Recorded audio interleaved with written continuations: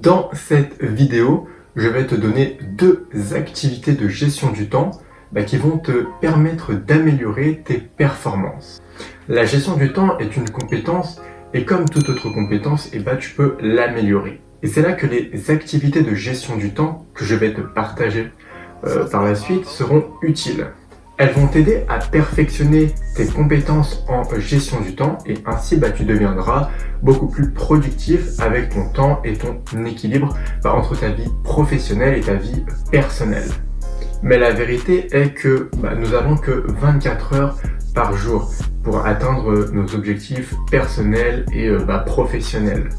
Et nous ne consacrons qu'une petite partie de ce temps à notre journée de travail. Et donc tu dois être productif et faire avancer les choses pendant ce court laps de temps. Alors comment faire pour développer de bonnes compétences en gestion du temps? C'est ce que je vais t'expliquer dans cette vidéo. Donc ce que je te recommande de faire, c'est de bien rester jusqu'à la fin de la vidéo pour avoir toutes les informations de celle-ci. Donc première activité, c'est les 86 400 $. Tu vas me dire mais qu'est-ce que c'est que ça et quel est le rapport entre l'argent et le temps? En fait, je vais t'expliquer, c'est tout simple. En fait, nous appelons cette première activité de gestion de 86 400 $, qui est en fait un excellent exercice pour comprendre l'importance d'utiliser le temps de la bonne manière. Donc tu peux tester cette activité que tu sois seul ou à plusieurs. Donc voici les règles. Tout le monde a 86 400 $ à dépenser. Tu peux tout faire avec cet argent, sauf pour multiplier cette somme. Et tu dois le dépenser en un seul jour, sinon tu perds tout. Et tu ne peux pas accumuler plus d'argent par jour. Et ensuite, demande à ton équipe, si tu le fais à plusieurs, d'écrire comment elles vont dépenser ces 86 400 $. Et donc lorsque tout le monde a terminé sa liste, rassemblez-vous et discutez pourquoi et comment vous avez dépensé cet argent. Et comme tu l'as sûrement deviné, maintenant, cette activité de gestion du temps n'a aucun rapport avec l'argent. C'est juste que chaque jour comporte 86 400 secondes.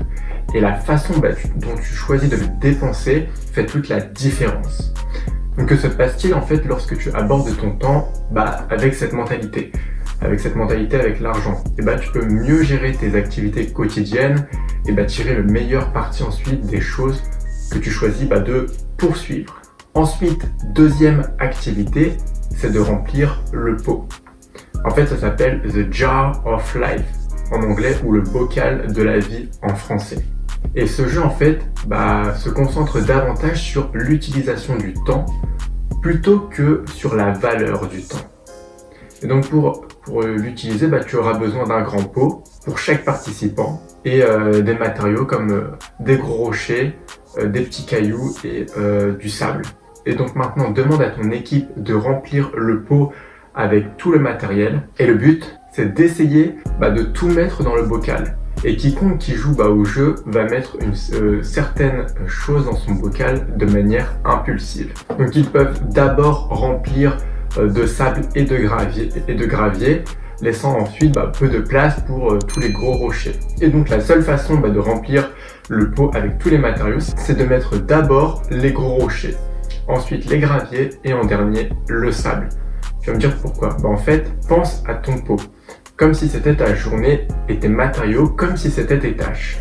Et ton objectif quotidien, c'est de retrouver la meilleure façon de placer chaque élément dans un espace qui soit confiné. Et tu veux que tout fonctionne de manière cohérente. Donc les roches, elles, vont représenter les tâches qui sont les plus importantes, les objectifs à vie, donc ce que tu dois faire pour améliorer ton travail et ta carrière. Même sans les cailloux et le sable, le pot sera toujours plein et ton travail aura toujours un sens. Donc ensuite, les cailloux, sont les autres éléments de ton travail. Ce sont des tâches ou des projets qui sont beaucoup plus petits, mais qui ajoutent toujours de la valeur à ton travail. Et enfin, le sable. Donc le sable, c'est la substance qui est non importante. Il ne signifie pas grand-chose pour ta vie, dans son ensemble. Donc passe vraiment peu de temps à les faire. Et si tu commences par mettre le sable dans le pot, bah, tu n'auras pas de place en fait, pour mettre tous les rochers et les cailloux ensuite. Cela vaut également en fait, pour les choses que tu laisses entrer dans ta vie. Donc ce qu'il faut faire, c'est donc de prendre soin des gros rochers en premier. Donc ce sont les choses vraiment importantes pour toi. Et ensuite, définis tes priorités, car tout le reste n'est que du sable. Donc tu ne peux pas faire de grandes choses si tu es distrait par de petites choses comme le sable.